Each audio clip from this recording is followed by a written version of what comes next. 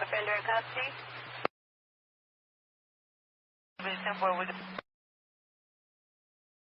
Thanks. Anyone else close might just rest up, let me know.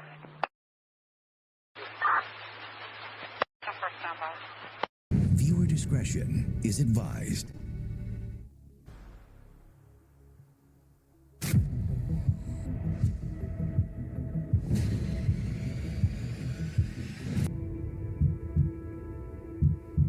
Good evening. I'm Harris Faulkner, and this is America's Most Wanted Missing Persons, a new show following the lead of the iconic true crime series. We have one mission: to bring missing loved ones home.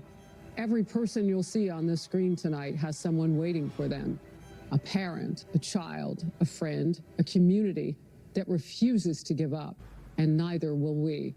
We've assembled a team of experts who dedicated their lives to solving cases and helping others. Derek Levasseur, you may know him from Big Brother, but he also has worked undercover with the FBI, DEA, and Secret Service. Elizabeth Smart, a survivor and advocate whose abduction recovery was made possible through America's Most Wanted. Payne Lindsay, whose investigative true crime podcast Up and Vanished has brought cold cases back into the national spotlight. And tonight's special guest, Callahan Walsh, a familiar face to America's Most Wanted. Callahan does incredible work with the National Center for Missing and Exploited Children. Thank you so very much, everyone, for joining us. Let's get to our first case now. A missing child, Sebastian Rogers. On February 25th, 2024, Sebastian's mother said goodnight to her 15-year-old son. The next morning, Sebastian was gone.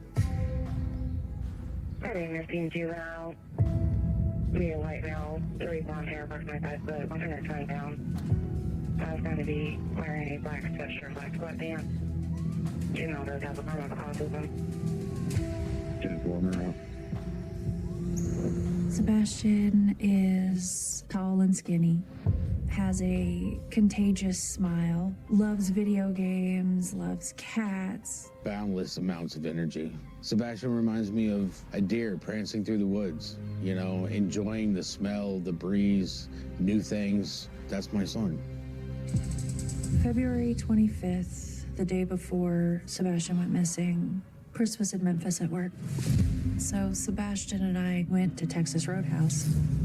After dinner, right around 9 o'clock, he laid down. I heard a noise in his room. I said, I don't care what you're doing, but you gotta knock it off and you gotta go to bed. And he answered, you know, yes, ma'am. And I said, okay. And that was the last time that I spoke with Sebastian. The next morning, when I went in his room, he wasn't in his bed. After a minute or two, when I couldn't find him, I called Chris, and I said, I can't find Sebastian. He's not in the house. I got off of work, and I had a text message from Sebastian's stepfather. I said, hey, I don't know how to tell you this, but Sebastian Benson. I headed straight over to their house. I started driving through the neighborhood.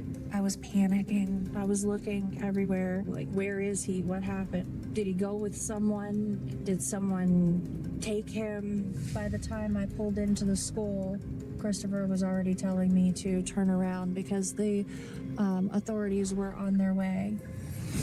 They used helicopters, they used drones, they used ATVs, horseback. An extensive search didn't yield one significant lead or even a glimpse of the boy on any doorbell cam video. Days later, investigators combed through a landfill, still saying they had found nothing. We have nothing. We just have speculations. We get criticized, the father gets criticized, law enforcement's been criticized. Online sleuths are really analyzing videos and creating their own theories. Sebastian is putting something in his pocket. Surveillance footage from a neighbor shows 2 people outside of Sebastian's house that night. Something happened. Tonight marks 1 year since Sebastian Rogers disappeared near Beach High School in Sumner County. My life is not the same without my son. He's not here, and he's somewhere. Someone has him. This year has been the worst nightmare I could have imagined come alive. Just wants whoever has him, just give him back. It's my son.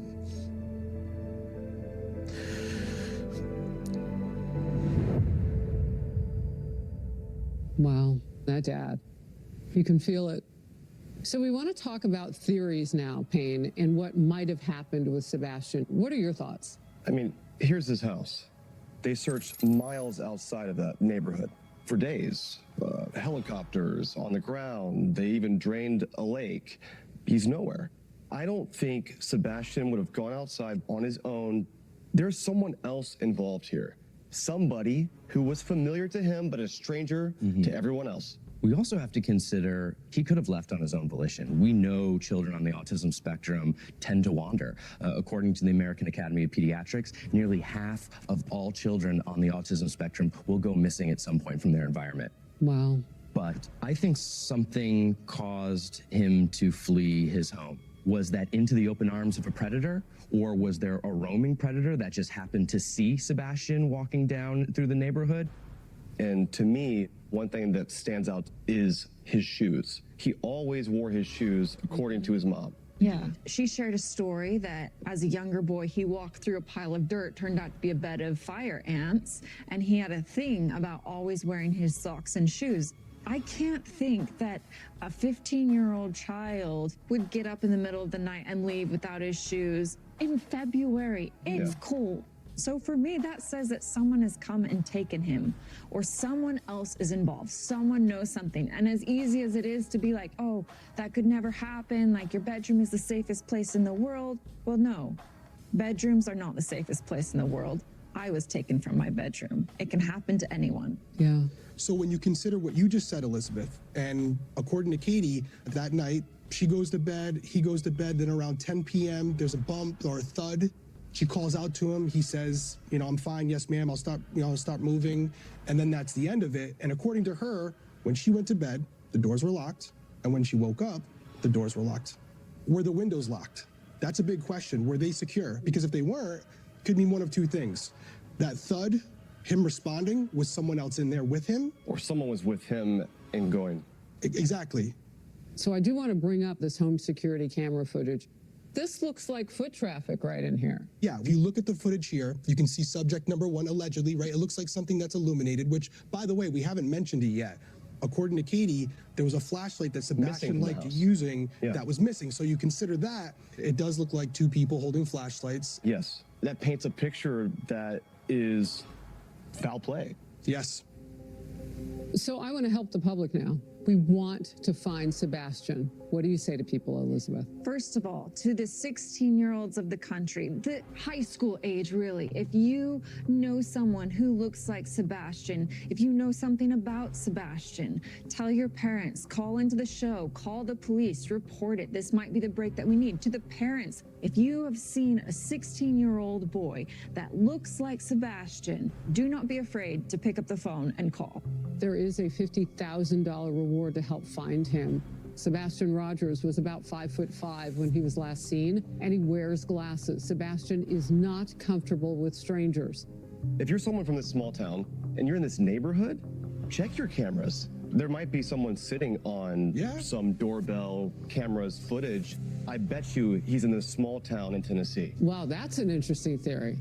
But this isn't the most rural area in the world. We're not talking about out in the Rocky Mountains. This is a neighborhood There's where a highway going to this. There's high foot traffic everywhere, and still no sign of him. Wow. Thank you to our team of experts. And you all know our purpose is to examine these cases and give people watching information so they can bring the missing home. And I want to thank Callahan. I'm so glad that you're with us right now. We'll see you next week. Absolutely. And that is fantastic. Good luck with the rest of the show. Thank you.